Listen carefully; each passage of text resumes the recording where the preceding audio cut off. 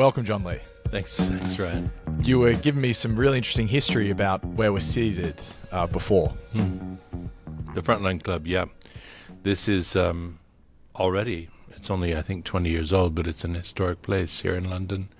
Became very quickly a hub for journalists, publishers, many talks in this very room with very important people. I think I seem to remember that when the Iraq War began and there was a schism within the cabinet of Tony Blair, who of course supported the war along with Bush, a group of senior civil servants, if it wasn't cabinet members, came here and announced their disagreement with the war. It was big at the time here in this room. When Julian Assange launched Wikileaks, it was here in this room. When, and so on and so on and so on. Many people have come in the room downstairs, which is sort of the bar, restaurant, hangout room. There's a paraphernalia from a lot of the members on the wall. Von Smith, the founder, there's a camera there that has a bullet lodged in it. The camera saved his life. Von started out in the military, but turned to, out of a spirit of adventure, really turned to frontline journalism, which is when I met him and his guys in Afghanistan when the Soviets were pulling out. And over the years, they did the most sort of front line of television coverage around the world in all the conflicts. And in the end, after the 8th member of Frontline had been killed, he decided that was it. And he turned Frontline News into the Frontline Club.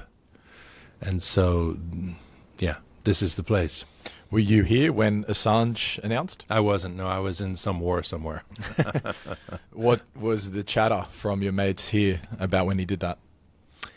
Initially, I think everybody was like, Assange was the kind of glossy new thing, wasn't he? Initially, fairly divided opinion about Assange over the years. I'm not a fan. Why's that? Trump. Okay. He helped Trump get elected. Oh, so, right, because of the Clinton emails, yeah. right? Yeah. And, so yeah. But let's not go down that rabbit hole particularly. It's not foremost on my mind. We just happen to be sitting in the room where he launched it. I had no problem with his, initial decision to make things more public. But I think towards the end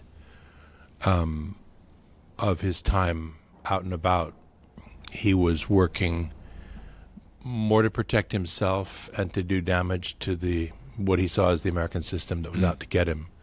And by doing so, he basically put himself in the same camp with Vladimir Putin and helped get Donald Trump elected, which has done huge damage to the world. Yeah. So, well, to switch away from the Frontline Club, you actually overnight it came out, the memoirish New Yorker piece you'd sent me.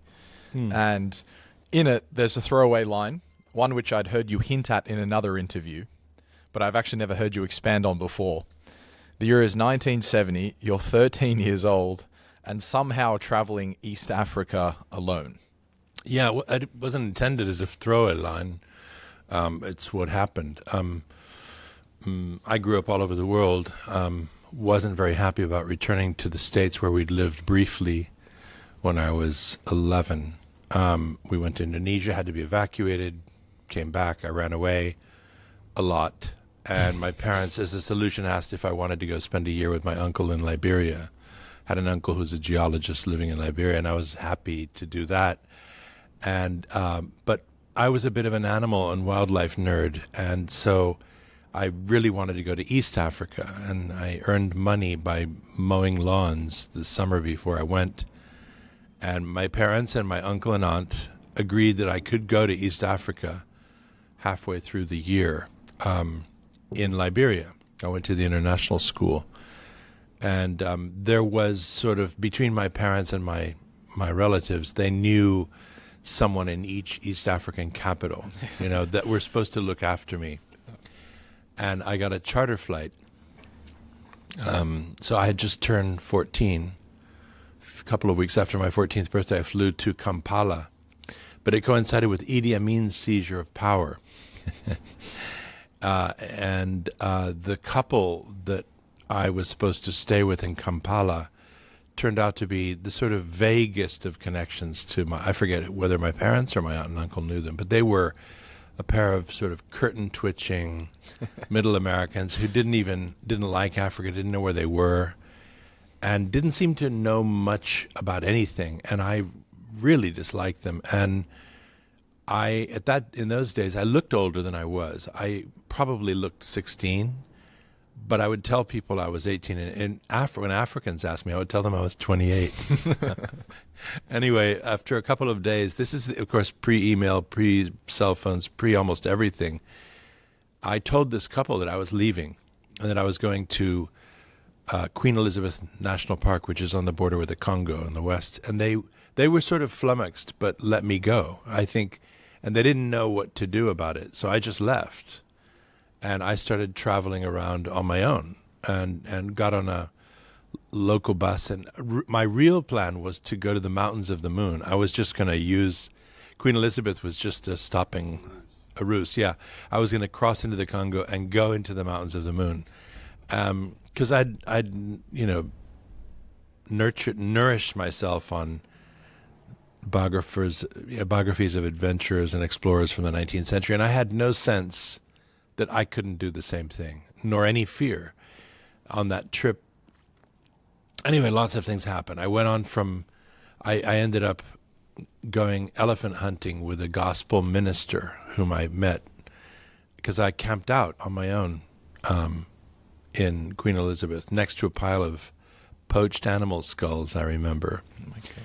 And this white guy showed up with a local guy who was his sort of acolyte, Patrick. And, I wonder what he must have thought. It's like, who is this kid? Anyway, sure enough, they invited me over to eat. I elicited my story. I was pretty guileless. And they said, well, we're going elephant hunting. Do you want to come along? So I said, okay. Sure. So I did. Thankfully, he didn't kill an elephant over the next week, but I saw a lot of Uganda and went into a lot of amazing bush and went through a few roadblocks with crazy army guys, who were, of course, Amin's marauding soldiers, but I had very little sense of it at the time. Anyway, went on to Kenya, Tanzania, climbed Kilimanjaro, lied about my age to be able to do that. Went to Ethiopia, got into trouble there too. Didn't write, didn't call. Nobody knew where I was. And I was sort of eventually hauled back to Liberia, not exactly in disgrace, but with a seriously inflamed foot too, which, according to the doctors, I came within about a couple of days of getting it amputated. Holy shit. Yeah. It was just the first of several near amputations, as it turns out. I would be on a skateboard now if I hadn't been luckier with one limb, I think. But I had a great time, and for me, this was really formative, and I always wanted to return. I didn't want to leave Africa, and I always wanted to return. So, it led me to make several further attempts to get back to Africa soon afterwards. So you're a pretty wild kid running away from home all the time. Yeah. But is it really the case you just walked out the front door one day with a bit of money in your pocket and got on the bus, was wild camping, was traveling with these people? How are you moving throughout the world, as a 13-year-old? So like I say, I had agreed to stay with these people, and they were American Foreign Service people in Kampala. And I did, they picked me up at the airport. I went to their house, but then I left their house and I went to the square in Kampala where you got buses, and I got on a bus to Kasese or wherever it was. And then in Kenya, I did the same thing. It was a Peace Corps volunteer couple in Nairobi. And I told them I just wanted to go down to Tsavo Park, which is on the border with Tanzania. But really, I was going to go across the border and climb Kilimanjaro. It was on my list, which, you're not supposed to do as a kid for whatever reason. And I did it. And I then, after Kilimanjaro, I wanted to go to the Serengeti. And I got a bus as far as you can go. I went to Olduvai Gorge and then to the Serengeti, and they left me. And I didn't have a tent. I had a bedroll. And I'll never forget, I had no money, right? So I ate whatever local people ate. And again, when they would see me, the Africans, they would say, "What are you doing here, boy?" You know, and I would say, "Well, I'm 28, you know. I'm just doing this." And they would, nobody ever tried to stop me. Mostly people tried to help me. And the Serengeti one was kind of funny because I slept near a kind of rock mountain one night. And for me, this was Eden. And I'll never forget, going to sleep with the sound of the rock hyraxes, these little, like marmots, you know, that inhabit those rocks, and waking up, seeing elands and zebras in the near distance. And the next morning, I slept. I was happy, and on my own, entirely on my own, and walking along this dirt road. I wanted to go to Lake Tanganyika. It was, a couple of 100 miles away, and it was a dirt track really through the bush. And I don't know how long I'd been walking when a Land Rover appeared, a cloud of smoke. Inside were these 5 or 6, as it turned out, British scientists. And again, they saw me, obviously stopped and said, "What the hell is this kid doing here on his own?" And I told them, and they said, "Well, where did you sleep last night? What are you doing here?" I said, "Oh, over there, you see that rock?" And they were saying, "Oh my God, we're studying a pride of lions. We were about 200 meters away from you." Yeah. And they were heading to some bush airstrip and putting their lead scientist on a bush plane to go to Nairobi. And initially they said, "Well, you want to ride?" And I said, "Sure." So I got in the car. And in the course of the car, Land Rover, in the course of the time we're rattling along, they convinced me to go with the scientist on this free airplane ride to Nairobi. So I was easily distracted, just as I had set out for Mountains of the Moon and a guy invited me to go elephant hunting. I went with him. I was easily diverted from my plan to go to Lake Tanganyika by foot because I had a free airplane ride to Nairobi. And anyway, it was like that. And I never thought about, I didn't have any fear.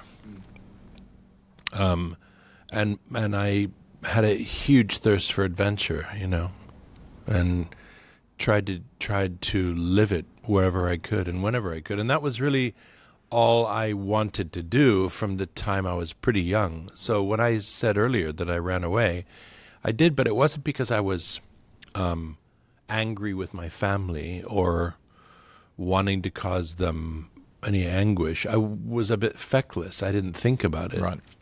The time I ran away when we arrived back from Indonesia in California was I was heading into the mountains. I wanted to go live off the mountains in the wild, like men I'd read about. And the police managed to catch me just as I was heading into the Sierras in one of the national parks.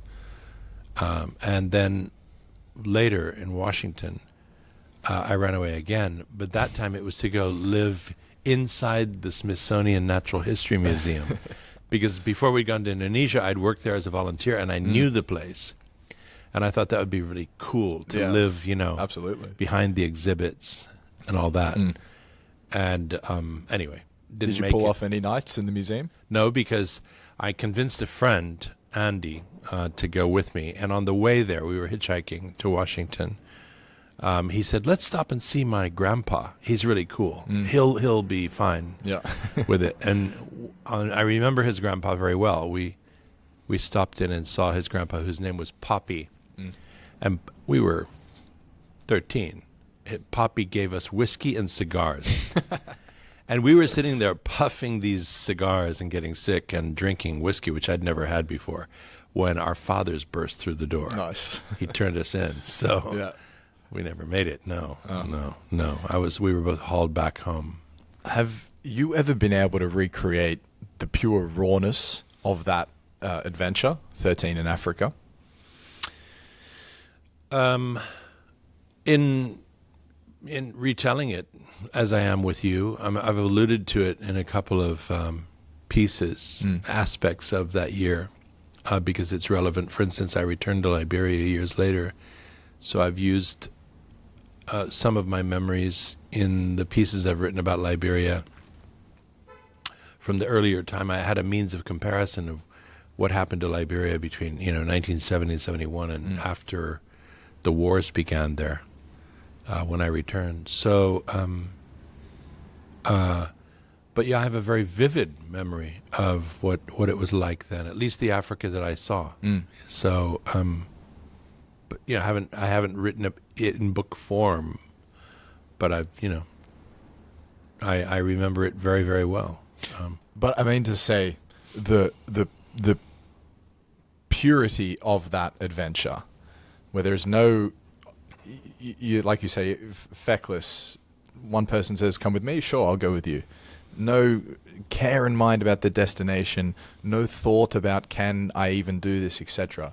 That pure rawness, because obviously you have a 1,000-page book full of adventures, but the pure rawness of that early one. Has any other time in your life you been able to recreate it?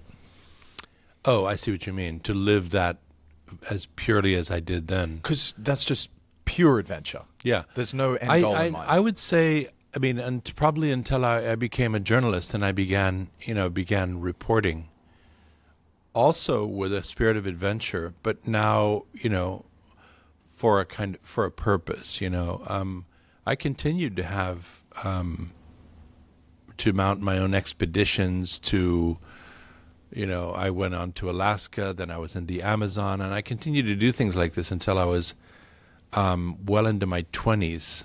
So, yeah.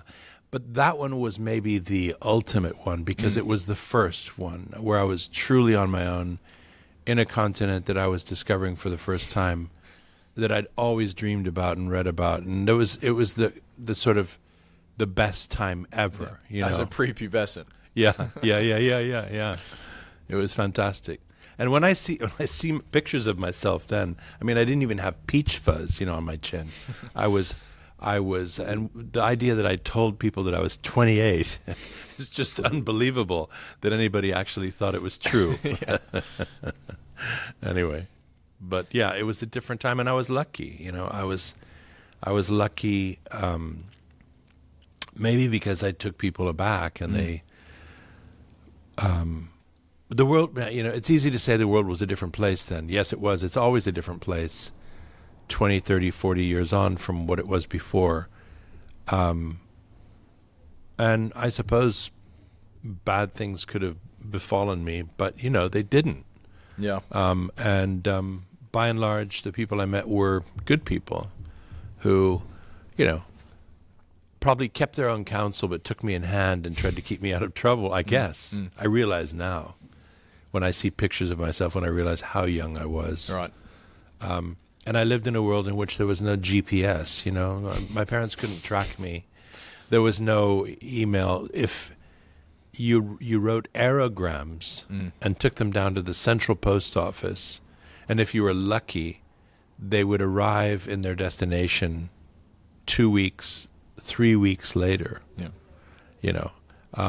Nobody called anyone because it was so expensive. And if you had, a phone, in a lot of the world, there were no landlines. And so there weren't mobile phones either. So if you wanted to make a phone call home, you would have to also go down to the central telephone office in the capital of the country and book a call at what for me was always huge expense.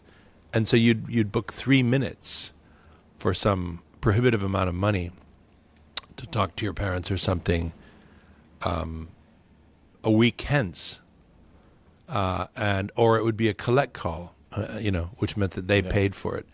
I did a few of those, but not on this trip. It never even occurred to me to call them. Yeah, all those details, no GPS, no one knows where you are. such a young boy, land you don't know. Like, these are all elements of risk. Yeah. Do you think that risk is a necessary input to it actually being an adventure? That's a good question. I suppose so. I mean, I've never really been drawn to the kind of extreme sports that, we associate nowadays with that. Bat wing gliding off of cliffs, or, stuff. Yeah. Surfing the monster waves, or, scratching the bellies of bull sharks, or, this kind of stuff. I just think I can understand why people do it, but it feels a little absurd to me. It's all about sensation. You do that for sensation. I love sensation as much as the next person, but I've never felt the need to do it in that way. I have done some mountain climbing. I've done whitewater rafting. I've done those things. But, and I think part of the thrill of the sensation obviously comes from an element of risk. But it's also about going fast.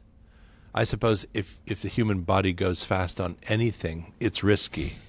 Driving fast, water skiing, any of these things, skydiving, cliff climbing. At one time or another, I've tried a lot of those things, but really it was more, for me, it was more about exploration, I think. I wanted to experience what I'd read that the first explorers experienced. Yeah. That was really what it was about for me. It was the discovery of the original world. So for me, the risk was never really something I gave much thought to. It was more about trying to experience what they had experienced. I could think of no higher ideal for me than that. For me, this was the ultimate experience, to see the world as the first men had seen it. So if it entailed risk, that was part of it, but it wasn't the main reason. It wasn't, it wasn't like some of these risk-taking adventures that people do today for the sake of the risk. No. And so when people have said later, because I went on to war, and lots of wars, people who don't know war invariably ask, oh, so you're an adrenaline junkie, or you get off on the adrenaline. And I have resisted that as well, because I think that's rather similar to what we're talking about, tightrope walking between skyscrapers or something. It's like, no, I don't think I go to war to get shot at. No. It comes with the territory, but I wanted to see war because it's something men do that I think is abhorrent, and yet it's been an engine for history, and I want to see that firsthand. I think when I was very young, probably there was an element with some of these experiences of wanting to achieve manhood by proving myself to myself, like confronting fear and danger. So in that sense, yeah, a little bit of the element of risk, but it was, again, always a kind of abstract thing. I completely project onto that notion you gave about the ultimate ideal would be to sort of discover some part of the world for the first time. That explorer's ambition to truly stumble across something new and original and untouched, etc. What's the closest to that you've ever gotten? Oh, it's happened a few times.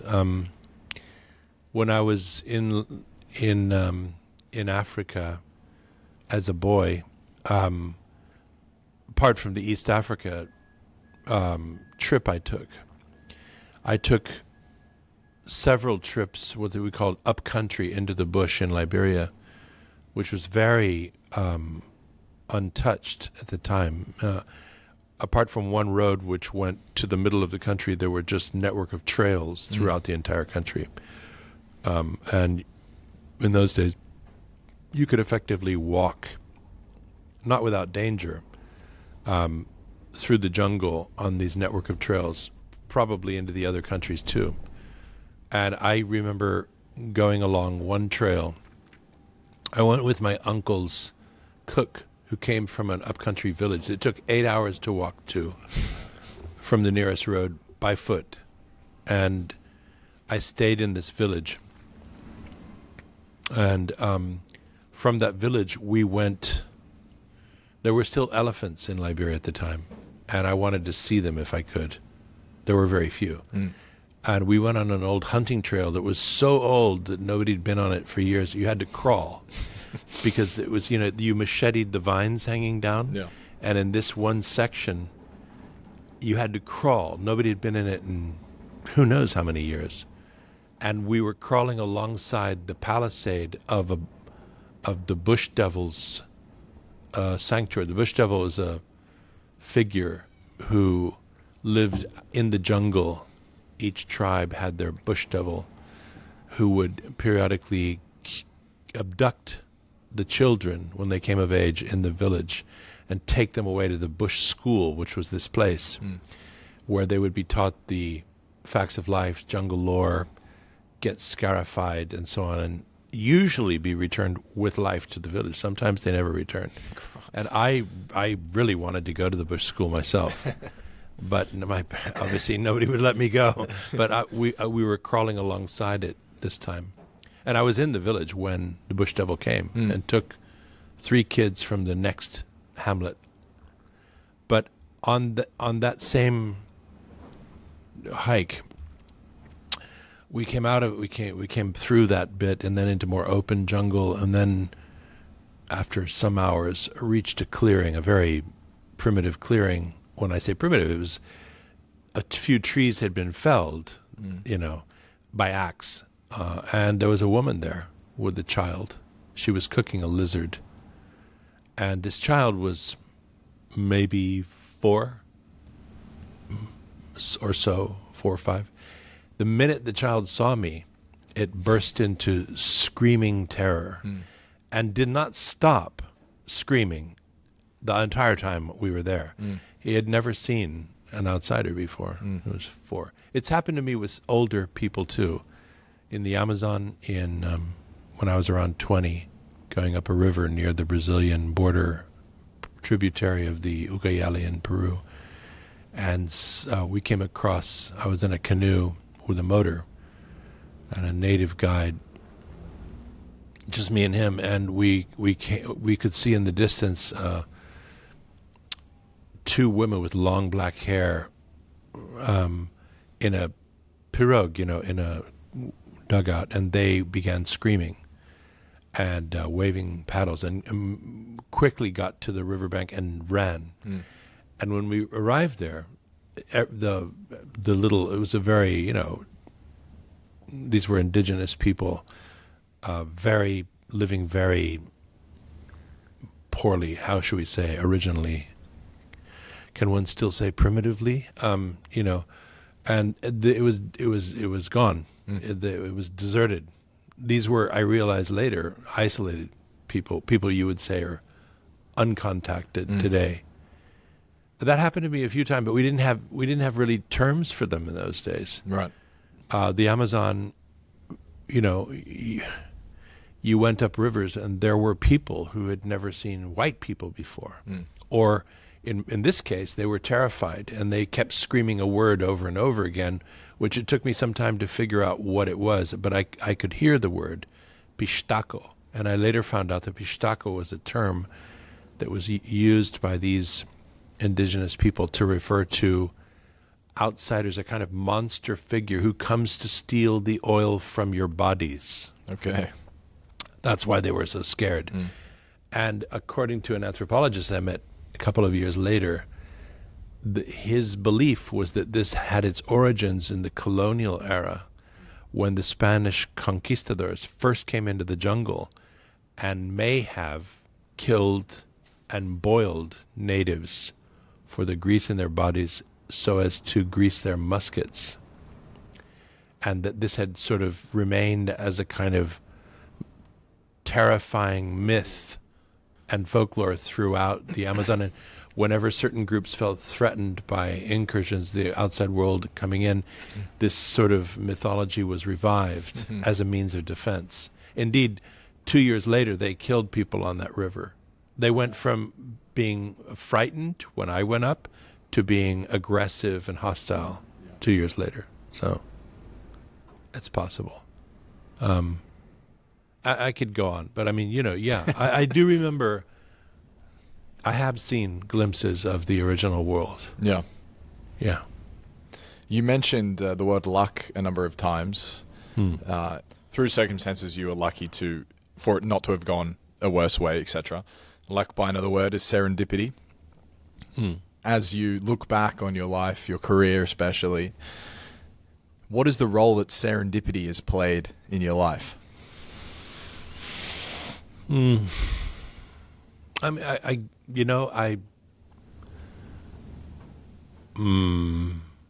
I'm not sure. I think there's a lot of determinism in everything we do. I think I've had bad things happen to me. I haven't always been lucky. I have been unlucky too. But I've been lucky in the sense that, unlike some friends of mine, I haven't been, I've been abducted, but I haven't been abducted and killed. I have been shot at, but not shot. I have been, I've been in car crashes that haven't been fatal. So, and so on and so on. I've nearly drowned, but not drowned in the sea, So is that luck? I'm not sure. Is it? Yeah, maybe it is luck or serendipity. But in each case, I used my wits or previous experience to save myself. So,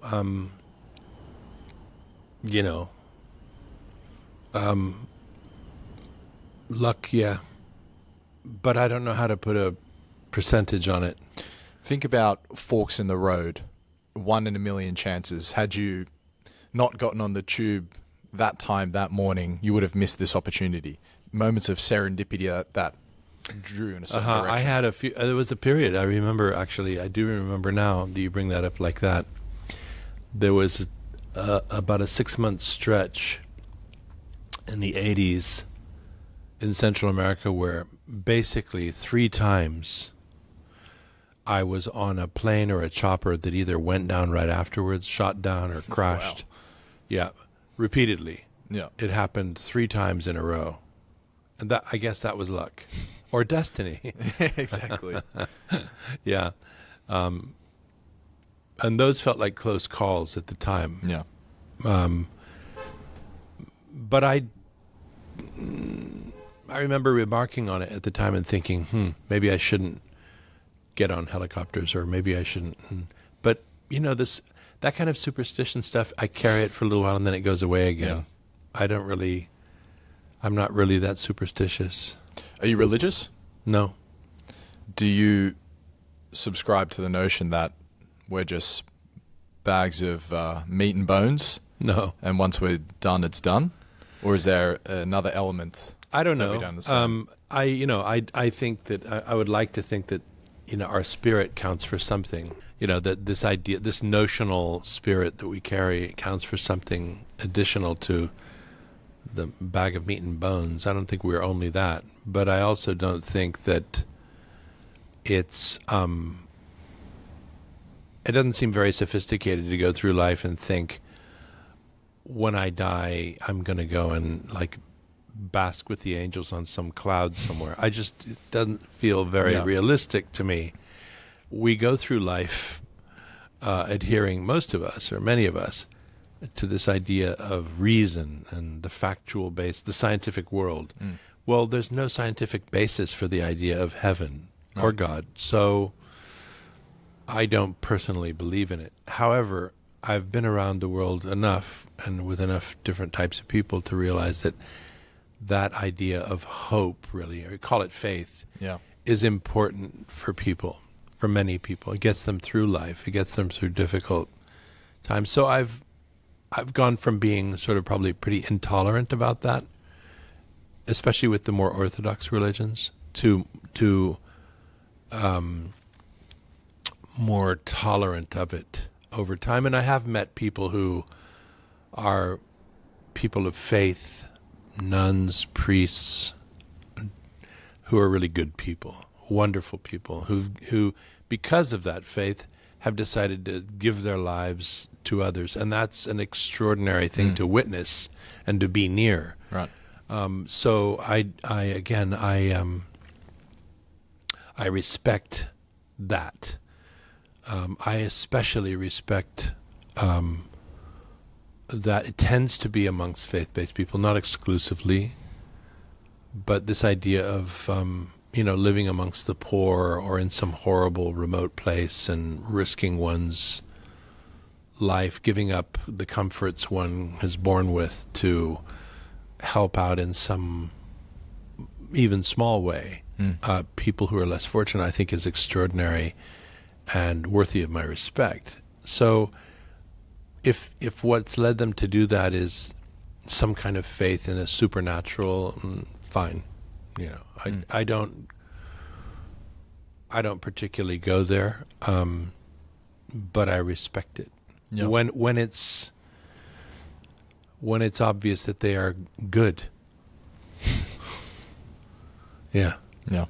So I don't think that having a faith is the only way to be good, but I have seen that it's a way for people to structure themselves and their lives within a frame of goodness, and it's an old-fashioned term, I know, that I can recognize.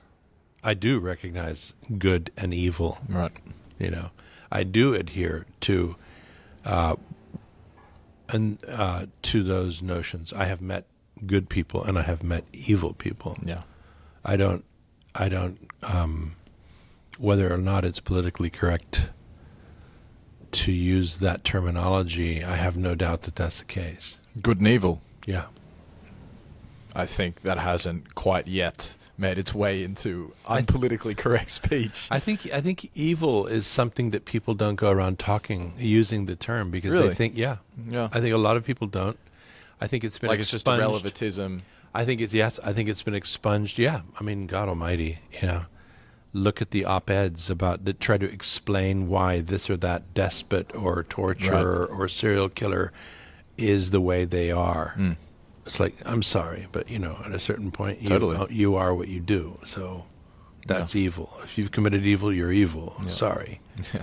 Yeah, I don't have to be a Baptist to say that. Anyway. Yeah, you don't have to morally explain away everything. It's okay to just say that is across the line, therefore. I'm in a pickle, Jon Lee, because, there's so many directions I'd like to take it, but I have to triage the time for questions. Sure. An anecdote from your life, which I really think is incredible, is the first time you actually see your byline. It's at the Lima Times.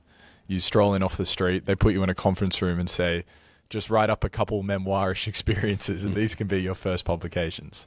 I was in Peru trying to figure out how to stay on there because I was doing these sort of self-initiated trips to the Amazon and wanted to do more. And how old are you at the time? I'm 22, I guess.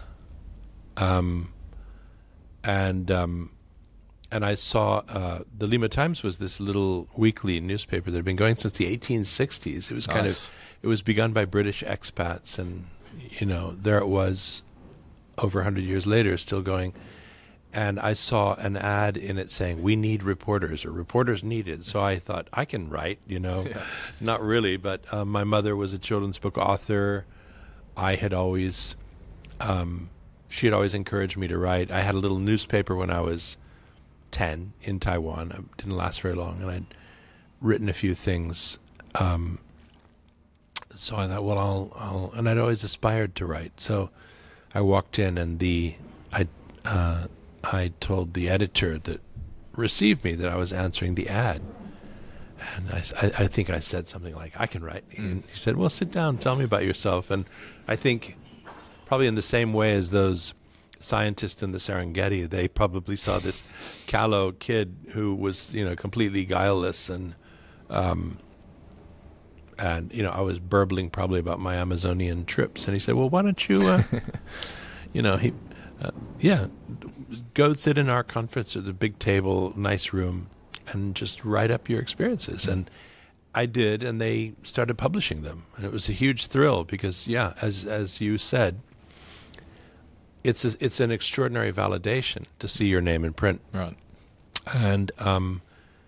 And I think what they did was they just started reeling me in, at that point, and sort of trying to teach me the carpentry, the tricks of the trade of reporting, and gradually gave me more, gradually gave me some reporting assignments. So that was sort of, that was the beginning. I've run across some of those pieces lately. I have 4 of them. I later did other pieces for them, but these 4 jungle chronicles, really, and it's interesting because I had no real knowledge of craft at that point, but I had a sense of story, and after 40 years later, I see that. I mean, the writing could be improved, but the consciousness is there. Right. The awareness is there. The perception is the same, and I think it's the same perception I've always had of the world. You really recognize that person. Yeah. It's exactly. I still remember the first time I looked out of a sandbox. I must have been about 1.5 years old and saw the world. I remember the moment. It's I think it's my earliest memory. Oh, wow. Yeah. That's something. Yeah, it is. And I'm quite sure it's real. It's not one of those told memories. Yeah. Because it's just a very primary. You used the word pure before, I guess pure moment where I looked beyond the sandbox and I saw the world, and I was suddenly aware that there was a world out there. And you can see this in little kids at the moment at which they're kind of having a kind of a growing spurt, and they suddenly are more aware. They have a bigger radius around themselves. And I think it was that moment. It's not a memory with dialogue or anything much, but it's the moment at which I perceive the world. And I'm pretty sure I look through the world with those same eyes today, just with more experience. That's all. Yeah. You said it's self-initiated trips into the Amazon. What does that mean? I mean, I just, I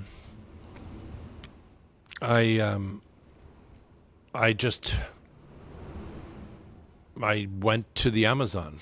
I just took myself to the Amazon. Yeah. I went on my own. It wasn't for. This is before anybody was talking about ecotourism and these things.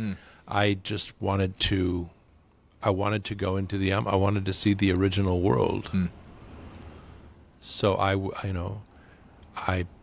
pitched up in places like a river settlement that you had road access, like a place like Pucallpa on the Ucayali. It's the Amazonian headwaters, and I asked around if there was a guy with a peke. These are these long wooden canoes with a long shafted propeller motor, so you can go up very shallow rivers. They call them peke-pekes because that's the sound they make. I bought a shotgun, that kind of thing, and I would say, let's go up that river. I would ask around, like, where is the, the most remote place we can go. That's the kind of thing I did. Did you ever read Lost City of Z, David Grann? Yes, I did later, yeah. In fact... How much did you love that book? Oh, great. I mean, David's such a talented writer. What a wonderful writer. And he's amazing success he's had. So, more power to him. We've funnily enough, we've only met once because, of course, I live abroad. I don't know where he lives. But it's like that at the New Yorker, yeah. But funnily enough... about 4 years ago, I was in the Brazilian Amazon, actually Mato Grosso, on the one of the reserves of the Chavante indigenous people, and they pointed to some mountains in the distance, and they said that's where Fawcett went down. Oh, cool. Yeah, yeah. I was actually in the area where that's kind amazing. of the whole thing went down. Yeah. So you were on El Dorado's doorstep. Yeah. That was cool. Forgive me if this is too sappy of a question, but have you, because at this point you're 22, you've got these self-initiated trips into the Amazon, you've documented this African story, you lived in Taiwan, Indonesia, like we're barely scratching at the surface here. Have you reflected on just how unusual your upbringing was and how it's informed you as you grew older? Yes. I mean, I'm aware that it's different to other people's, but it's the life I've lived. So when I was young, I was very aware of it. And sometimes it was a bit of a problem because I grew up in 9 different countries. I went to, 12, 13, 14 different schools. And I was always the new guy. Yeah. And so in a new place, sometimes a new culture, a new language. And especially when you're an adolescent, people get pretty judgmental. And I had this kind of big life and wasn't easily cosseted or regimented, And so there were times I realized that my big life, especially if I was telling people about it, caused issues. People it would make them feel competitive. They would not believe it. Right. So there was a period of time in which I probably didn't talk about my past or my life very much, in order to fit in. But I am who I am, I always have been. So, but yeah, maybe a little bit larger than life.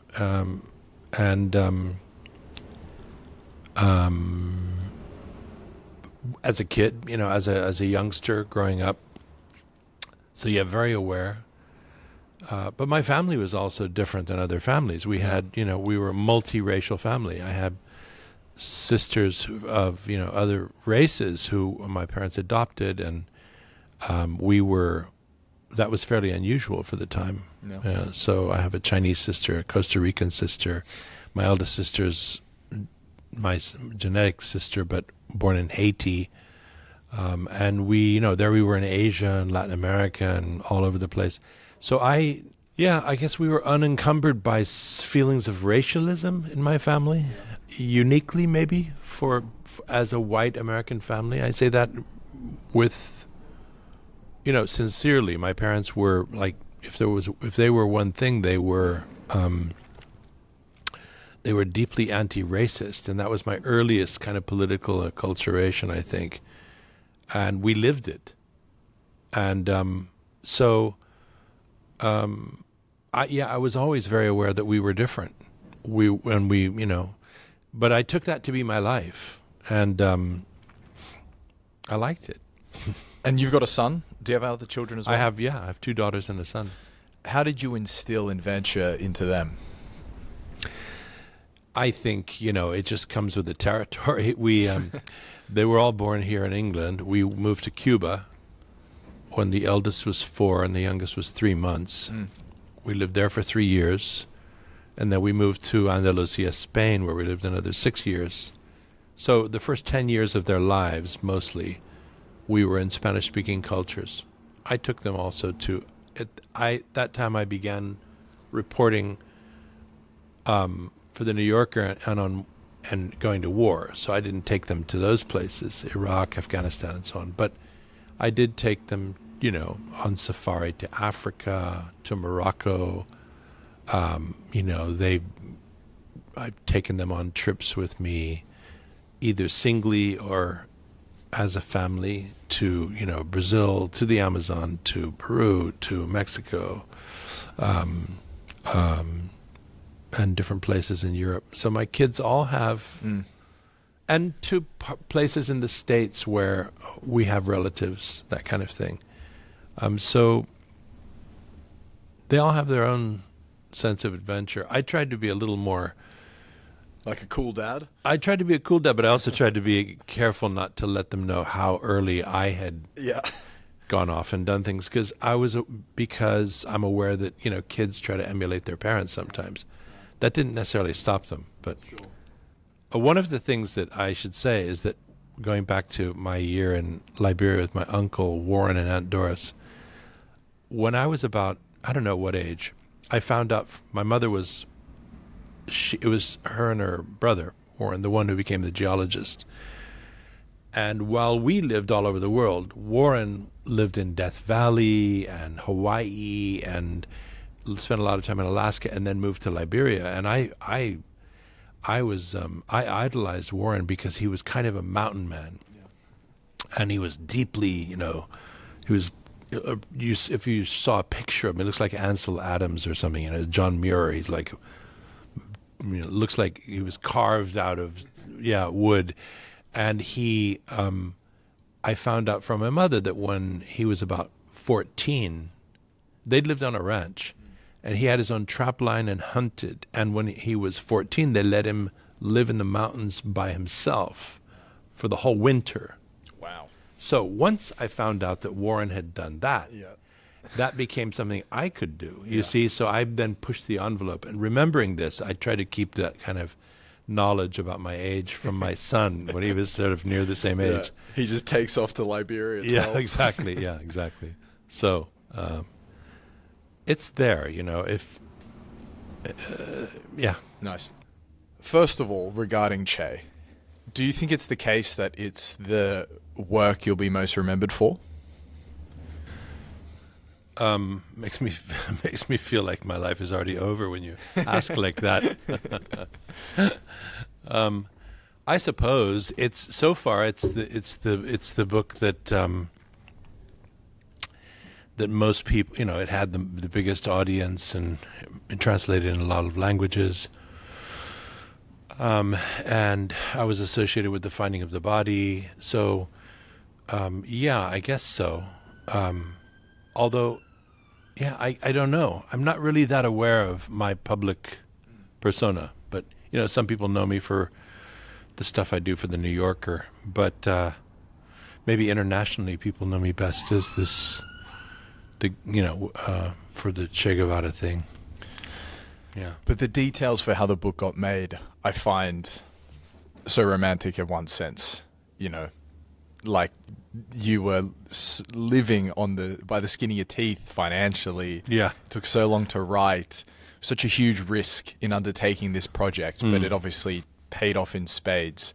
Could you just take us through the inception of the realization that there was a gap in the market for a good Che biography, all the way to you, say, befriending his widow, spending all this time with Alberto, and etc.? Yeah. So it really begins at the end of the 80s. I had left reporting in Central America to do first one and then another book with my brother Scott. We co-wrote 2 books. Journalistic books. The second one was a book about conflicts around the world. He then went off to write a novel, and I felt myself to be a kind of student of violence, political violence at that point, and managed to sell a book idea to a publisher about guerrillas. And I spent 4 years going around the world living with different guerrilla groups and writing a book about the kind of culture of insurgency. A narrative culture, a book on insurgency. And it was in the course of doing that I kept bumping into the figure of Che Guevara. And this is sort of end of the 80s, so the Cold War is ending, not quite over. My book comes out in 92, so it's ending as I'm writing it.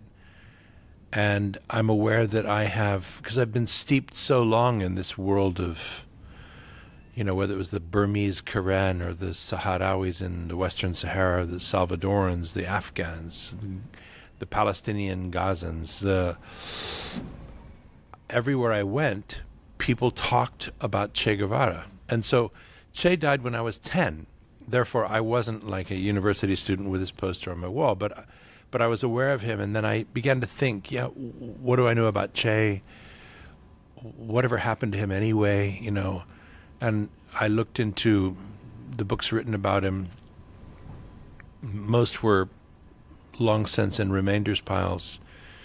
The posters were no longer on the walls, but he seemed this incredible figure that told the story of what had been the Cold War confrontation between East and West, and it was also a very attractive figure in a lot of ways. And I came up with this idea that I should write the book of his life that had never really been written. Those that had been written were hagiographies or demonizations, and they were from 30 years before. And so I came up, I did a treatment, a proposal, and sold it to to a publisher, and promised I would do this book within 3 years, or 2 years, I think, and it became a 5-year project. But so the world was changing as I did this. This was 1992. This was literally a year after the Soviet Union collapsed. Cuba was hanging on there. I then realized I had to go to Cuba to try to convince the Cubans and Che's widow, if I could, to give me access. The only calling card I had was this book about guerrillas, which wasn't a judgmental book. It's a book about why people take up arms to fight for an ideal. And Che seemed to me the personification of that. So I made one trip to Cuba and was approved by the Politburo to go, after making an approach to the Cuban embassy. But I was kept at bay from the whole Guevara crowd, and I couldn't even see the widow. I felt like I was being kept at arm's length. And I returned again, and this time managed to see Che's widow. And she was a very forbidding woman who just listened to me stolidly as I kind of made my pitch. My elevator pitch was about 30 minutes long. Involved lots of sweating. Yeah. And at the end of it, she didn't say anything, I remember, and I said, "So will you support me? Will you help?" And she kind of grunted, "Yeah." And I thought, at that very instant, I realized I couldn't come and go from Cuba and get anywhere, that I had to move there. And I said, "If I move here with my family, what about if I move here with my family?" She said, "Yeah, that's a good idea." So I did. I waited for my wife, was very heavily pregnant at that time with our third child, our son Maximo. Waited until he was 2 months old. I came ahead and set up a place, and we started living in Cuba at the same time as it began to implode. Cuba was a few months away from having its own social kind of implosion, and what then became the rafters crisis. And a lot of our neighbors fled on rafts and so on. We were living in Cuba. It was a very difficult time to live in Cuba, but we had a kind of an amazing experience. My relationship with Che's widow was such that I would go over to the house she had lived in with Che. It was pretty much kept the same. She allowed me to go and sit at Che's desk. It still had a uniform of his hanging next to it. It had the books he was reading when he went off on the desk. Everything was moldy, and I would read at his desk his books. And then on the days she felt like it, we would sit there and chat downstairs together. And on the days when she wasn't in a good mood, that was it. I would just go away and come back. And this went on for a long time. And gradually, she began to take a liking of me or trust me. And, we were going through all kinds of hassles in Cuba because of the situation. There was no electricity, no water. We had little kids that would be sick. She periodically would help. There were people who also sort of inserted themselves into our lives, and she would periodically warn me about them because they were coming from, let's put it this way, a certain agency of the Cuban state. And I began to realize how the whole place operated after a while, that she was her own entity because she was Che's widow, but herself had been somewhat marginalized. And I think she took a risk with me, but decided, and she waxed and waned a bit. But eventually she said, you should, and she would tell me people I should go see. Meanwhile, I was seeing whoever I could anyway, but it's a difficult society at that time, This is only 25 years after Che had died, and these are people who still feel themselves to be part of a revolution that is just hanging on by the skin of its teeth. And most of what they had done with Che was secret.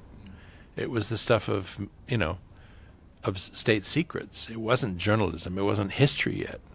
And so I had to kind of really drag it out of people. At a certain point, I began to feel that after about a year and a half, I felt like I was getting no closer to Che because I was living in the place where he had been turned into this kind of godhead figure. Right. And that I needed to go to his origins. So I began to plan a trip to Argentina where he'd been born. And she had introduced me to Alberto Granado, the young, little bit older than Che, doctor whom he'd had his famous motorcycle journey with, and who later had come and emigrated to Cuba. And he was a jovial old guy, and I invited him he agreed to come along with me to Argentina. So he did, and we spent in the summer of 1994. He was, I think, 74 then. Nice. He was almost a half century older than me, but just a funny guy, still a little bit guarded. He didn't entirely trust me, I don't think, in the beginning, because he had adopted the whole Cuban thing of I'm a socialist, Americans are Yankee, imperialist, whatever. Even though I was there, I was kind of on sufferance. But once we were in Argentina for a while, this was after all his original culture, and we began to meet Che's siblings, those that were still alive, Roberto, Celia, the brothers, sisters, friends that he'd hung out with, that they'd both hung out with when they were teenagers and chased girls with and gone on motorbike rides with and all that stuff. He began to relive his youth, and everybody did. And it became, I was just one more of the lads. That's amazing. And it was great. We went all over Argentina together.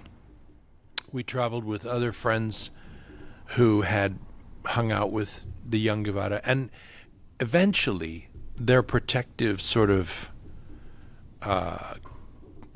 cordon sanitaire around the things they would tell about Che began to fall away. And I began to learn a lot about the young Guevara, and this was key for my understanding of the figure. I learned that he was, for instance, he was completely fearless, took all kinds of crazy risks. He had a huge spirit of adventure.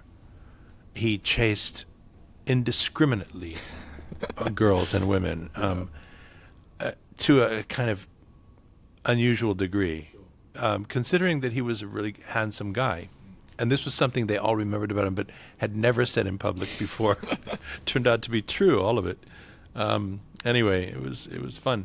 And so he became just a very believable figure to me. I really connected with the young Guevara in many, many ways, in some ways kind of a kindred spirit. And so that helped me begin to understand him better. When I returned to Cuba with Alberto, it wasn't long before Aleida, Che's widow, gave me a copy of his unpublished diary for the 3-year period after the Motorcycle Diaries. And it just really opened my eyes about who he was. Because, like me, he was a youngster who always kept a diary.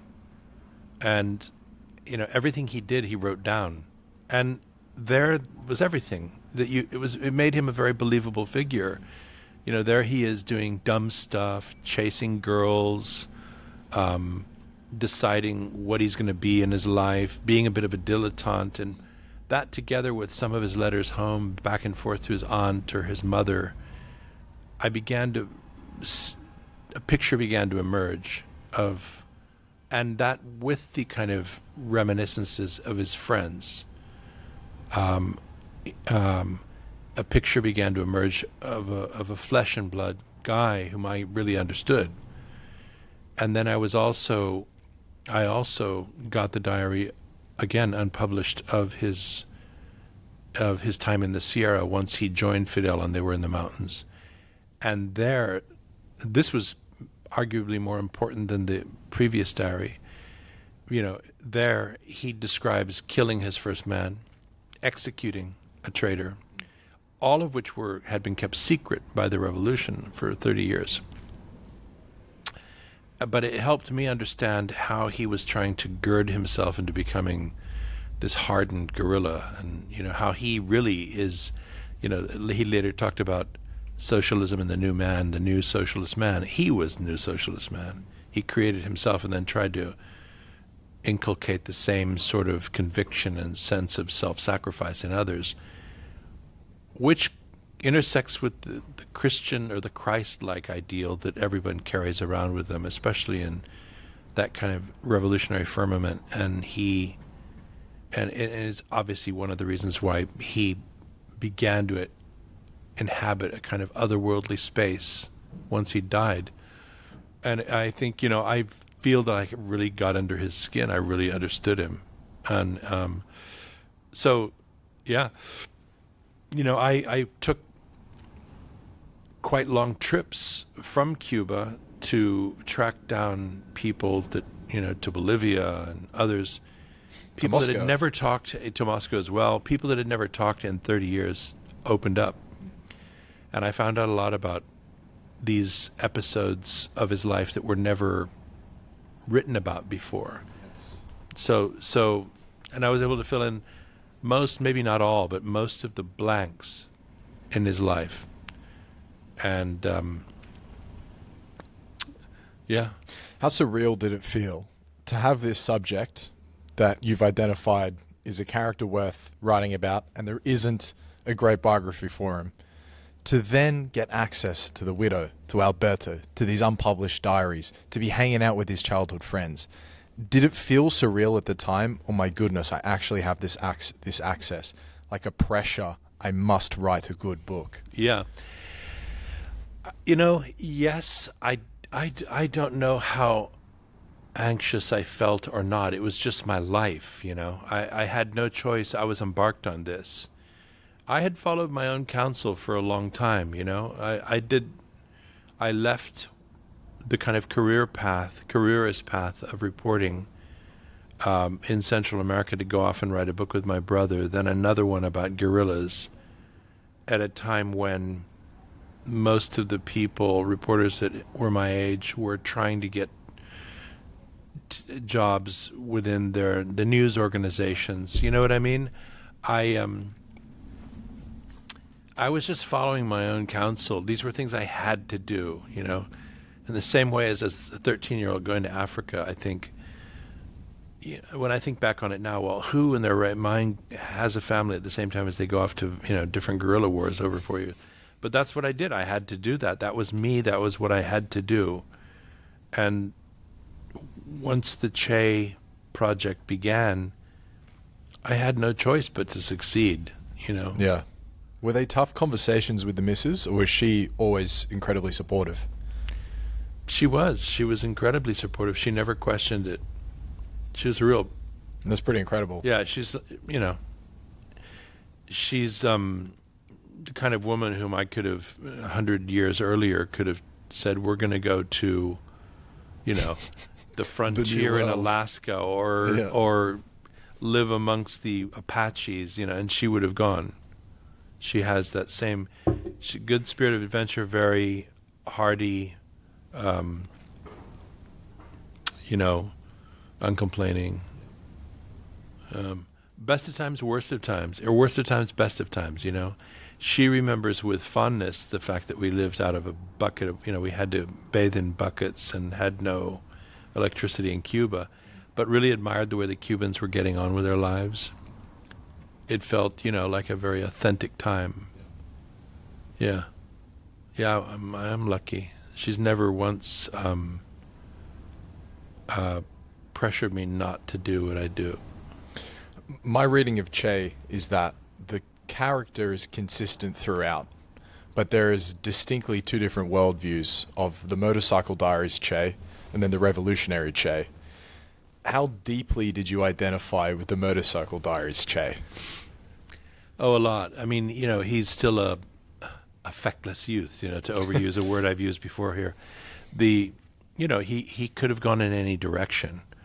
He's thinking about going to Paris. He's thinking about girls. He's writing poetry. He's getting angry about politics. He's not formed yet. It's gradually, and later on in the next journey, he and Alberto traveled the length of South America as far as Venezuela, and then Che returns to take his medical exams. Alberto is older and has already got his doctoring certificate, so he stays in Venezuela to work at a leper colony, and Che is supposed to go get his exams, get his doctor certificate, and join him. And that's what Che does. He goes back to Buenos Aires, takes his medical exams, and then takes off with another friend, Calica Ferrer, whom I also hung out with and got to know really well, and travels again via a different route the length of South America with the aim of going back to Venezuela and joining Alberto. But along the way, Che begins to meet, he's not called Che then, he's called just Ernesto Guevara, but they go to Bolivia, which has just had a kind of revolution, a reformist revolution. There, they start hearing about the socialist revolution that's taken place in Guatemala. And along the way, he's becoming more political. And at the last minute in Ecuador, he decides not to go to Venezuela, but to go to Guatemala. And he goes to Guatemala. And this is one of the crucial moments in his life. In Guatemala, he finds himself swept up in this sort of hothouse of this atmosphere of excitement as young sort of wannabe revolutionaries, young socialists, communists from all over the world, mostly around the region, have flooded into Guatemala excited about the fact that this government has seized the land of the United Fruit Company and it's handing it out to the Indians. There's all kinds of youngsters wanting this to be the new Bolshevik revolution, whatever. And he gets swept up in that. And he watches it. He's there when it's overthrown by a CIA-backed paramilitary army. Goes for protection into the Argentinian embassy, meets all kinds of revolutionaries there who also are seeking protection because they're going to be picked off and executed if they're out on the streets. Eventually is amnestied, makes his way to Mexico, where, this is already a sanctuary for Spanish Republican exiles from the 1930s. So he's part of this anti-fascist swirl. He meets followers of a guy called Fidel Castro, who's also, now doing time for an uprising he's launched in Cuba, soon to be amnestied, soon to meet Che in Mexico City, and the rest is history kind of thing. It was a unique moment. And it's a moment in which, because of what he witnessed in Guatemala, he became more dogmatic. He became convinced that Marxism was the way to go. Until that point, he'd been quite open-minded. He was on the left, but reading everything. But one gets the sense, although he was a leftist, that he could have just as easily sort of become a free market capitalist had he had a different... Just my reading of it was he was so open, had such a curious worldview. Yeah. And obviously the people he met drew him in one direction. But do you think that's the case? He could have, maybe not just as easily, but there is a worldview, there is a timeline where he went the other way? Yeah, there's a moment in which he adopts a dogma and ceases to search. I remember, and it happens in Guatemala and Mexico, and I remember reading him doing that in his diary and in his letters and saying, come on, keep your mind open. Don't close off now. Don't close off now. In myself, I was thinking. But he did. He became very doctrinaire for a while. It helped forge him into the person he became as a revolutionary. But, from then until his death, which was only, say, from the overthrow of Arbenz in 1954, when he radicalizes, until his death in 1967, it's only 13 years. His time in Cuba was only about 6 years. By the end of his life in Bolivia, he was fighting. He was fighting for what he believed to be the right way forward. But he was. I have a strong sense that he was less doctrinaire and less radical. By then, he had seen the failures in certain aspects of the left, particularly in the Soviet Union. He had fallen out with the more doctrinaire communists about this. He was a man of, real intellect. And yes, he went through his doctrinaire phase, but he was, I believe, less doctrinaire towards the end. Yeah. He was only 39 when he died. He was still a young man. So He packed a lot of life into those years. he sure did, yeah. Is there a part of him for being so fundamental in a revolution that you are kind of jealous of? Jealous of? Wish you could have had something so powerful to have happened in your own life. Not to say it couldn't still happen, but I just think, morality aside, right or wrong aside, he lived an exceptional life. Yeah. And it would have been something to have been with your brothers on the mountain overthrowing a country. Yeah. Again, morality aside, but Yeah. No, I don't know about jealous of it, but it's a path I could have taken myself. Yeah. And almost did in my late teens.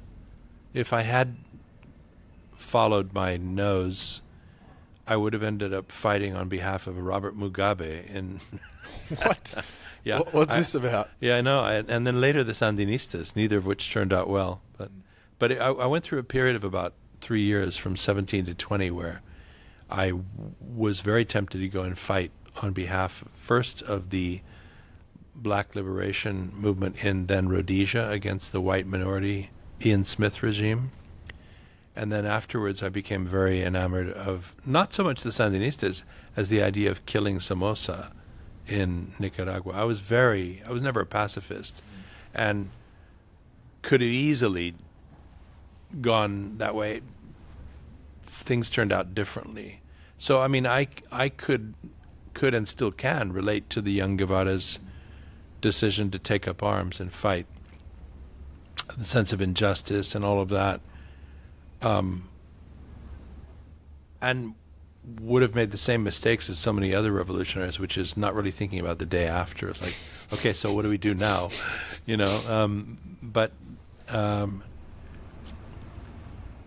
Yeah. So not really, actually not envious. I've been around enough revolutionaries not to feel envious or jealous of them. Maybe in a kind of, if I were to stand back and say, oh, I wish I could be as innocent as them to feel that kind of pure hope as they seem to now. But I've seen so much horror come from it in some cases that I'm not envious of any wholehearted conviction when it comes with a gun anymore. These things have a way of burning hot and then burning themselves out, usually in a miasma of gore. But the exception, I think, was the kind of the Cuban Revolution inspired guerrilla wars of the 60s, 70s, and 80s, in the sense that they were on the spectrum of light to dark that you can have in these. If you have Pol Pot and what the Khmer Rouge did at one end of like apocalyptic really apocalyptic utopianism on the one end, and then the Cuban Revolution on the other, it was pretty light by comparison. Che executed people. Most of the people, I don't know of anybody that he executed that didn't deserve to be executed. That's controversial to say. But if you've got somebody in your ranks who's raping and murdering people, you don't have a jail to put them in. What are you going to do? So, what did it all come to? I don't know that you can evaluate or measure or if it's justified to measure revolutionary experiences on what they become eventually. It means you could evaluate all societies based on what they are now compared to what they believe their origins were. If the United States independence war against Britain was a noble thing, what should we think about it now that it's produced as its maximum expression of Donald Trump? You know what I mean? So who's going to throw the first stone here? I don't think that the Cubans or Che was necessarily wrong in fighting the way they did when they did. Did they know that they were going to unleash horrific counter-terror? I don't know that they did. And it's what happened at that time. The world was changing radically in the wake of World War II, decolonization. The America was just stumbling around as a superpower. It's what it was. Che existed at the time he did. I don't know that a Che-like figure could reappear today, because people don't want to fight or die for ideals. They want to fight and die for Lamborghinis. Yeah, this is a thread I've seen you pull before. There's no more revolutionaries. There's just narcos. Is that a... Yeah. I mean, it's a pretty blanket statement, but it's true. What do you mean by that? I think that the collapse of the left and the leftist ideal with the collapse of the Soviet Union and the triumph of the capitalist economy that globalized our economies 30 years ago. If you look at Latin America, you'll see that, to all intents and purposes, the idea of idealistic revolution, mostly from the left, I guess, has disappeared, and it's been replaced by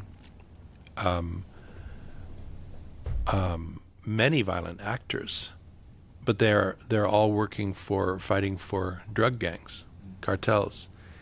With the triumph of the American market, the narco economy has expanded and swamped the entire region. 60 years ago, there was no narco economy. When Che was around, there was a few jazz players smoking dope. That was it. Now you have Brazil is like the second largest consumer market for cocaine in the world. Wow. It wasn't, not even 30 years ago. Yeah. So you now have a narco economy that has replaced, that has not replaced, it's added itself into the as a new layer to the economic reality in the Americas. So in other words, if you're poor in Sinaloa or wherever, Chaco, or anywhere in Latin America, you can potentially become rich by getting into that, and those didn't exist before. If you were poor, you were going to be poor, unless you were lucky and somehow got out. But now, so the possibility of this sort of perverse, cartoonish, gruesome version of the American dream is now possible everywhere, and that's largely thanks to our consumer. The demand for the drugs. Our consumer boom of drugs in the United States. That's a point I had on a guy called Diaman Salihu, who is a really prominent journalist in Sweden, writing mostly about the gang violence in Sweden. But he is the only person I've seen, now the second, make this point that obviously the supply is a problem, but the demand for it creates the supply. And there's no emphasis given to that. No. And so you could not purchase a more blood-soaked supply chain than a line of cocaine. Exactly. But it's Friday night in London. Yeah. Kilos will be consumed tonight. Yeah. And it will just be without a second thought to the death that comes along the way. Yeah. You wouldn't purchase something in any other circumstance had you known No. it was so bad. No, I agree. Absolutely. That's right. And guess what? You got to write about this in the New Yorker. I have a bit, but the death rate, in Latin America, it's the part of the world, the highest homicide rates in the world are in Latin America. Sometimes South Africa, cities in South Africa creep in. Why is that? You remember how I said that sometimes I go back to places where I was at when they were at war, and I wonder why I feel like they're worse today? I think that's why. The death rate in some of these places is almost as high as it was during the time they were at war, if not higher in some cases. And it's all related to the narco trade, most of which came, and where do the guns come from that the people get killed with? It's from the United States. Thank you very much for having a free market in guns, too. I mean, look what it's done to the United States. How is it possible that we have school massacre after school massacre and there is no legislation to stop the buying and selling of automatic weapons? AR-15s are M16s for commercial use. That's all they are. They're a weapon of war. It's sickening, and it's obvious that the society is sick if it allows this to continue. And those same weapons that are killing kids in the schools across America are being bought and traded, just as the cocaine and fentanyl comes across the desert in Mexico or in submersibles or however it gets to the States, the guns go in the other direction. The guns that the cartels are going around killing people with in Ecuador and Mexico and Venezuela and everywhere else are coming from the United States. And then the plumbing of offshore finance allows it all to scale to the heights that it does. Yeah. This is capitalism on speed. Yeah. Completely let loose from the barn. Yeah. Totally unregulated. Yeah, it is.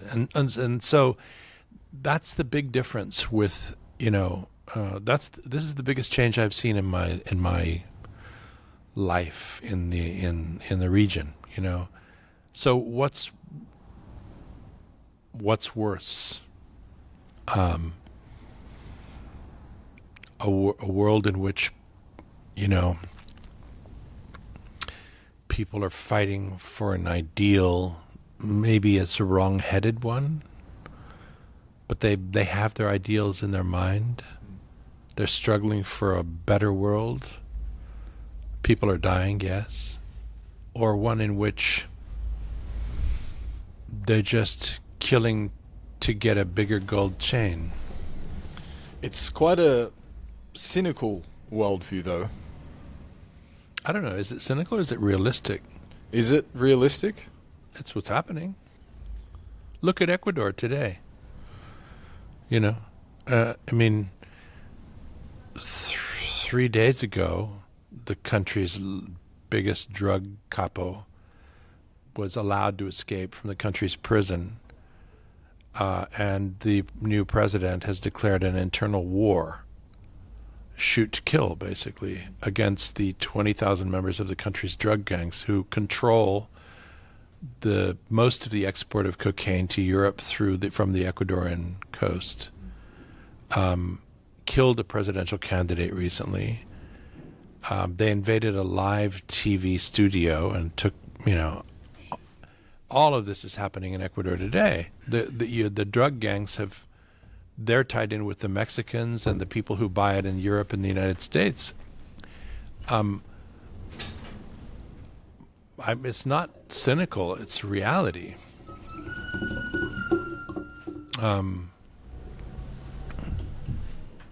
I was in Haiti a few months ago, and I spent some time with the drug gangs there too. They live and die in the utmost squalor and kill without compunction. They control 85% of the capital city. in their massacres, of which there were at least 10, I believe, just in the capital last year. More than 100 die in each of these massacres. They gang raped the women, they killed the men. And if they can't take over a neighborhood, they burn everybody alive in it. They all do the same thing. So what does that say about that society? They get guns directly from the United States in container ships because they control 2 of the country's 6 ports. What's the international community doing about it? Paying some Kenyan police to go there and restore order? Really? That's the best we can do as an international community? Haiti's quite close to you, right? You've been there multiple times throughout your career. I kind of feel strongly about Haiti because I feel like here's a country with just a few million people. You know, it's just across the straits from Cuba. It's very close to the United States. The United States, along with France, kept it in penury throughout the 19th century because they had committed the grievous error of kicking out the slavers. The United States was still a slaving country. So they went along with the French, who exacted huge tribute from the young independent republic for nearly a century, keeping them in both isolated and, as I say, in penury. They never really had a chance, right? And I feel like this country, which is so uniquely saddled by the burden of history, unfair history, it doesn't make for a virtuous society, particularly. I'm not saying that victims are all little innocent lambs of God. No, they're not. But this is a uniquely poor country. It's much worse than most countries in Africa. In some ways, it is an African country because it's made up of former slaves. Very poor, very uneducated. If we can't sort out Haiti as an international community, I don't think we can sort out anything. Right. That's my point, really. The point being because it's relatively small. It's small. Has ingredients for what could be a thriving society. Well, 50 years ago it was. When my parents were there, it was seen as the future breadbasket of the Caribbean. That's how quickly it's dropped off the grid. Yeah. Now it's entirely ecologically destroyed and all devastated. Almost no rivers are left. The rivers that are in Port-au-Prince are filled with garbage. It's all the way out into the bay. There's nothing there. It's a slum, one big slum. And now the capital is controlled by the gangs. So, I feel like, it's difficult, but why do we talk about fixing places that are further away when we have a chance to fix this place, which is just right there? You're talking from the American perspective. Yeah. And the Europeans, too. The French have a unique responsibility there that they have evaded. But, the Americans alone. Come on. This is a place with, I forget how many Haitians there are. Not many. Anyway, so I feel pretty strongly about it. Yeah. All right. We're running short. So one more on Che, and then a couple rapid fire if we can get through them. Very binary question. Just what do you admire most about Che, and what do you admire least? I admire Che's willingness to put his life on the line for his ideals. I think those ideals were noble in their origin, indignation over social injustice. He is an archetypal warrior in a sense, willing to fight and die on behalf of others. This is something that most societies admire. We have some figure in the past, maybe a mythological figure who is a Che. Che responds to those sort of noble ideals of sacrifice on behalf of others. That's admirable. Less admirable, what I do not admire about Che, or didn't admire about Che, is the fact that he adopted a very doctrinaire worldview during a key period of time and ceased to look at the possibilities of the others. He narrowed his vision to exclusively to the Marxist ideal at the expense of the others. And I think that was in error. I think that was an error of judgment on his part. He had the intellect and the breadth of knowledge to keep his options open and to be more willing to hear other points of view. In fact, he sort of did, but never got to practice it. He began to see the failures of, the Soviet system and began to talk about that. But at that point, he was off fighting again and then died. So,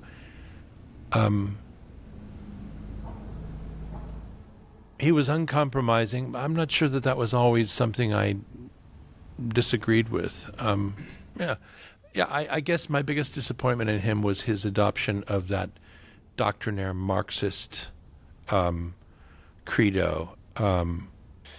There's that scene when he is in Moscow and he's dining with the elites of this communist society, and he's just disgust at their what's the word? Not bourgeoisie, but he's disgust at their attention to the type of crockery you would be using at the table, that you would be having the nice wine, the nice food, while the rest of the country had nothing.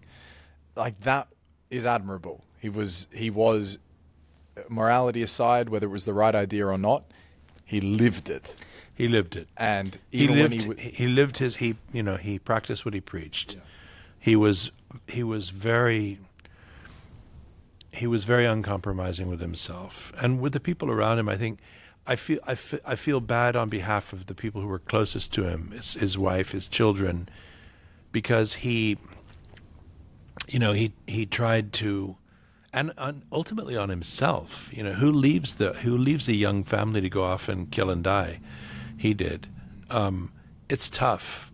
He was very tough, maybe too tough for those human relationships that counted on him as their model father figure, husband. None of the people who were very close to him were ever quite the same again afterwards. They suffered terribly for his convictions. Right. But maybe that's all baked into the cost. It's all baked in, exactly. That's a good way of putting it. It's baked into the cost of being who he tried to become. He was uncompromising, and he was honest. I guess his honesty is probably the thing that I admire the most, because that's what you're pointing out too about that conversation in Moscow. When for a while he couldn't see any ill from the Soviets, but when he finally began to see them close up, he became very critical. Of power. Yeah, and he called a spade a spade. Mm. So how did he then get along with the way Castro turned out?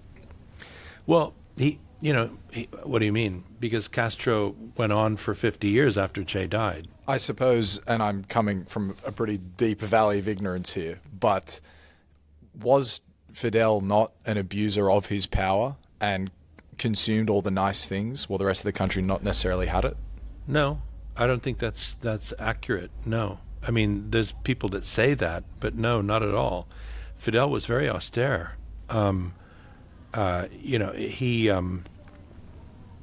He was very austere, and in fact unstintingly austere with his own kids, unlike his brother Raul. Interesting. He didn't give his kids a very fair break. In fact, he did not treat his own kids. They were not given special privileges. Yes, they went to a kind of the special school for the the revolutionary elite and so on. They were, after all, the children of the leader, but he wasn't like basking in luxury ever. Fidel. They didn't have a penthouse apartment in Madrid. No. Fidel was. You could say he abused his power in other ways by being Fidel, by being this, sometimes humorless, very strict, sometimes cruel leader, insisting upon keeping his people in a system that he had imposed. I would say you could argue with that. But the idea that he was somehow corrupt, no, he was not corrupt. Imelda is the widow, right? Imelda? No, Aleida of Aleida. Che. Aleida. Okay. How grateful was Aleida when you had discovered the resting place of Che? Cubans don't express gratitude. What can I say? I think it was traumatic to be reminded of everything, but ultimately to get the body back was very important. What we cannot know, of course, but what would he make of being such a popular and extremely divisive but well-known figure 50 years after his death? I think aspects of it would have unnerved him and made him very uncomfortable, especially the kind of consumer, the Che T-shirt thing. Yeah, if we didn't have that perfectly heroic image, would he even be such a well-known figure? I don't know that the two things are distinct. I think the way he died is what made him a heroic figure. He was well known, but he wasn't on posters before then. He became a poster child and ultimately a T-shirt figure and so on because of the way he died, because of the way he confronted death. And he died in the age of celebrity, just as we in the television age, it's the age when the televisual image began to determine the way we related to stars and the kind of star system we devised. And so, in a way, he was part of that. That he's part of that early firmament, along with Marilyn Monroe and Elvis Presley, and you know what I mean? Yeah, totally. He was like the hippie with a gun. And so, whether he wanted to or not, that's what happened. But there would be plenty of that consumerist adulation that he would be really uncomfortable with. Would he try to use it, as so many people do nowadays, to be an influencer? Che's Instagram. God Almighty! I would hope not, but who knows, right? He might have his own Twitter account, an Instagram account. And he's going to holidays in Bali and getting little comps by the hotel. Exactly. Sebastião Salgado, have you ever spent time with him? I haven't. No. I know his work, of course. A great admirer of his vision, but I've never met him. No. With your reach and influence at the New Yorker, could you not organize a profile of him? Or is that much harder to do than it seems from the outside? Possibly, yeah. I possibly could, yeah. I would have to convince myself that that's something that's should be done. I'm not saying I haven't. I don't think that it isn't. And then convince them that it's something we should do, and that also that he would cooperate with. Yeah. So it's the usual kind of triple. Nice. Triple hoops to leap over. Mm. What doors have you found open to you because of the New Yorker title that otherwise wouldn't have been? If it's possible to know. There's plenty of places in the world where even government officials don't really know what the New Yorker is. Oh, really? Sure. There's a small elite in each country, like the former ambassador who was in Washington or consul general, or person who went to NYU or Harvard who discovered the New Yorker and continues to subscribe 50 years later, 20 years later, 10 years later. There are those people that it helps you with. But there are most other people don't have a clue. They say, "Oh, you mean New York Times?" Right. They don't know, right? So mostly for what I do, it hasn't particularly helped. It helps with a certain educated elite in places like Europe and the United States, but that's where I've done the least amount of my work. Sure. When I spoke to you on the phone and asked you if you'd spent time with Christopher Hitchens, you said you both loved him and hated him. Yeah. So when my Che book came out, he interviewed me by phone. Oh, nice. For about 2 hours. And of course, I knew who he was, and he wrote an essay about it. And it was a laudatory review, but also, brilliant in its own right for his own philosophy, for his own thoughts put on paper. And that's since been republished and so on. That review is in anthologies and so on. I think actually it's in And Yet, and it's called Enough About All That or something. Maybe. I don't remember. Like the closing of the Che book, I think, was the... Maybe. But yeah, I remember it was, it was an impressive piece of work. And then, so that was probably 1997 or 8.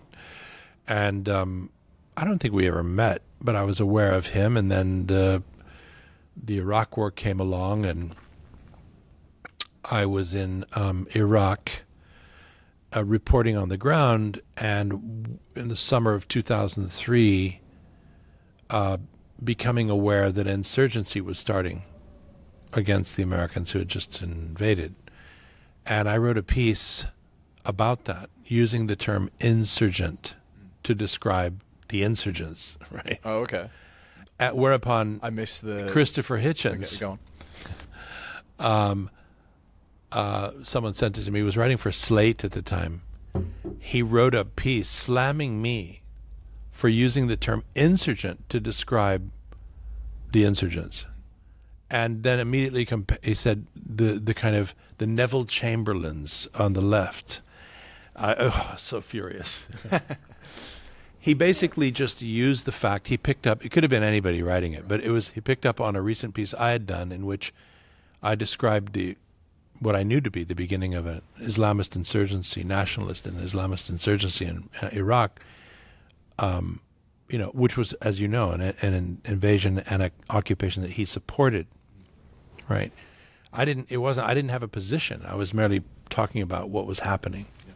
But he used that to then immediately go on it and use the term he described as a term that legitimated the terrorists who were fighting against this noble project, and just like Neville Chamberlain, I can't recall exactly his wording, but he was like the Neville Chamberlains of this world, the nervous Nellies who would sell us. I can't recall. He just he used my piece to sort of have a go at the kind of left, and it was completely wrong-headed. And no acknowledgement to your previous interview? No, none whatsoever. I was so furious, and I talked with I said, "What should I do?" And she said, it's Christopher. It doesn't matter. He does it to everybody. Leave it," which I did, and it took me a while to get over my anger. But I was busy reporting in Iraq, and it went away. Right. He went on being the champion of the war he was, and about 2 or 3 years later, I was on a trip to the States, and a friend of mine who knew him well said, "Do you want to have lunch with Christopher?" I told him you were here, and he said, yeah, great, bring. So we had lunch, and there was no acknowledgement of the fact that he'd attacked me. You didn't bring it up? No, I didn't either. He had just come from, we met in Palo Alto at his wife's parents' house, this kind of rather palatial place where they spent the summers, and he had just come from a funeral in Portland or Seattle of a young soldier who had joined the U.S. Army because of him, because of his writings. And he came feeling, he had gone to the funeral. He'd also quit smoking, which pissed me off because I was still smoking then. I was really pleased to be with someone in California whom I could just smoke with, and it turned out he'd quit smoking, but still drank at lunch. No, I didn't. I'm not a grudge holder. He was wrong about that, but it wasn't the end of the world. And my editor was right. She said, just forget it. You'll get into a pissing match, and it's what will you get out of it? He was He just hoovered up that term. It could have been anybody else, but it was me. How do you think about the next generation of your comrades, journalists, and the media landscape they are inheriting? It's a toughie. The media landscape is, radically transforming as we speak. I mean, we're sitting here doing a podcast, which, of course, was something that didn't exist 10 years ago, which is great, and it's captivated. It's as a genre, it's captivated a lot of younger people. In the end, it doesn't matter what method you use or platform. I hate the term, but you know what I mean. Whether it's written or audio or the medium. If the function is the same, we can see that the people still like and cherish and respect storytelling. That it's key to who we are as people, right? And we need it, and we need to have storytelling accompany us with integrity, wherever we are, so that we know ourselves, I think. Even if newspapers go the way of the dodo or are now mostly digital or whatever, I'm less concerned about that than I am about the polarizing landscape in which people are less capable of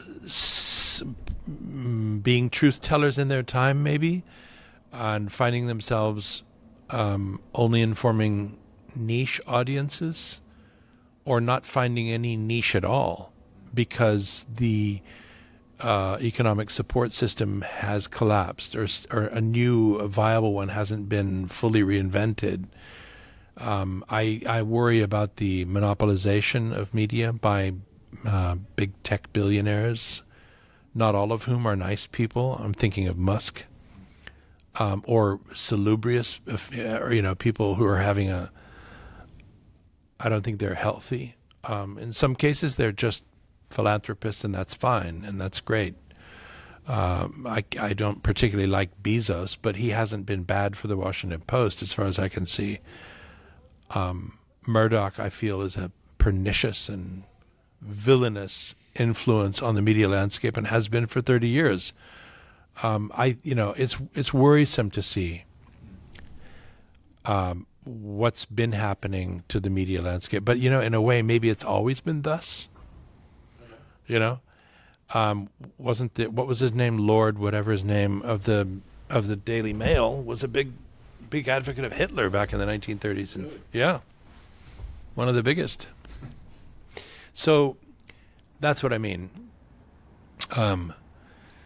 We have to be aware of what's going on. We have to always strive to find new ways to be independently voiced, and above all, to keep our relevance. We can't permit people like Donald Trump say from places like the White House that we are the enemy of the people. He is the enemy of the people. And I would like to see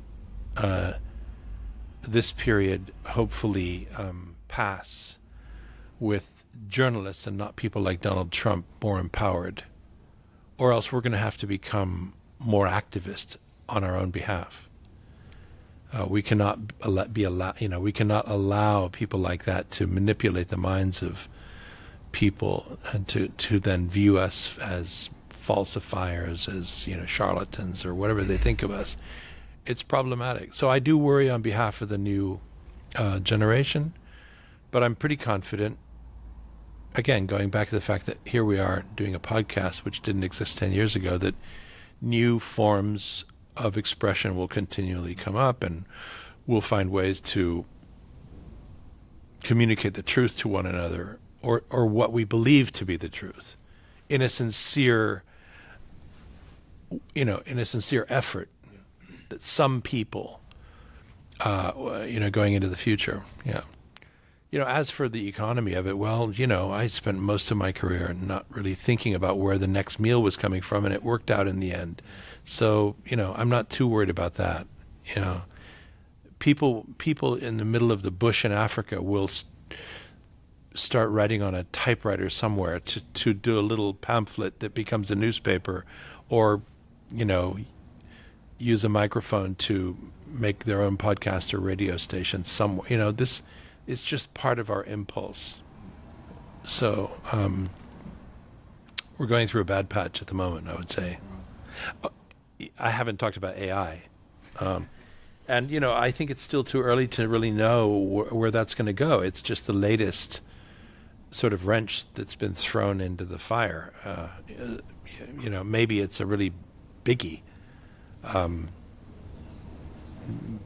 But I don't know yet. For the time being, I'm not going to worry too much about it. I want to push the audience towards the episode with Brian Klaas, who at the end, I think, gives such a great, compelling state of affairs of this. And I'll send it to you after if you're interested. It's just a 5 to 10 minute soundbite. He himself is such an overachiever, professor of political science, big Substack, big podcast, and big best-selling author. So done so well in so many mediums, but is one of the best at navigating this changing media landscape, and the way he thinks about it is really compelling. But we've reached the end of our time, Jon Lee, so 2 rapid ones. Are you working on an autobiography? I just wrote a memoir piece for the New Yorker, and people are asking me to write more, so I may. I haven't started one yet, but Okay. At the moment I've been happy with just writing sort of pieces of it, so we'll see. Not to be too morbid, but with something like this, you can never do it too early. No, exactly. I always thought I'll have to wait till I get old. But maybe I should start doing it now. I don't know. I'd be happy to write some kind of memoir, whether of my whole life or just the sort of coming of age period, which lasted quite a long time. Right. So we'll see. I might make that decision soon. Are you mates with Bill Finnegan? Yeah, I am. Yeah. You guys talk a lot? Not a lot. I mean, he lives in New York. I live here. But we exchange emails, and I see him whenever I'm in New York. Yeah. Yeah. He's a great guy. Yeah. And his memoir, autobiography, Yes. is just so compelling front to back. Yeah. Yes, exactly. And he did very well with it. Everybody's got their own book to write. Well, let's see. I have to be convinced that it's the right thing for me to do next, and that there has to be a publisher who wants me to write that book. So we'll see. I'm sure that'll sort itself out. Are you really a one project at a time guy? I wish. No, I've always got several pieces I'm writing at the same time. I closed that piece last week on my Canary Islands thing. I'm writing a piece about the Amazon now for the magazine. I have 7 books I'm reading. Nice. There's always this documentary series I'm advising on. There's always, but really, yeah, I am kind of a one project. I'm pretty monothematic. If I'm writing a piece, I have to be doing that to the exclusion of all else. I can do twiddly bits on the side, but nothing, all embracing. Final one, Jon Lee, and this is a question every guest has gotten. What is a country you're particularly bullish on? Happy about? Bullish to say you think it's got a really bright future ahead of it. Gosh.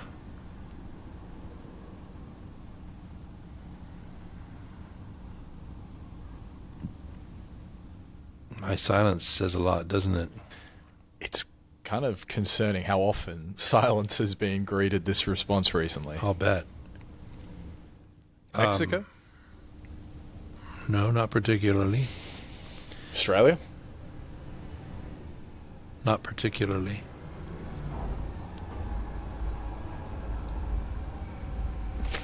France? No. Look, I mean, it depends on, I can find something good to say about almost any country. Right. Even somewhat bullish, small b. But I'm not an oracle, and given the fact that we have a kind of implosion of the democratic model taking place, the rise of populism, amidst undeniable climate change, I can't be bullish about a place like Australia, France. I mean, I used to point out Uruguay as the country in Latin America which worked the best by comparison with the others, because rule of law seemed to pertain there, and that's kind of true. It's one of the exceptions. In that way, it's more like a Western social democracy from Europe.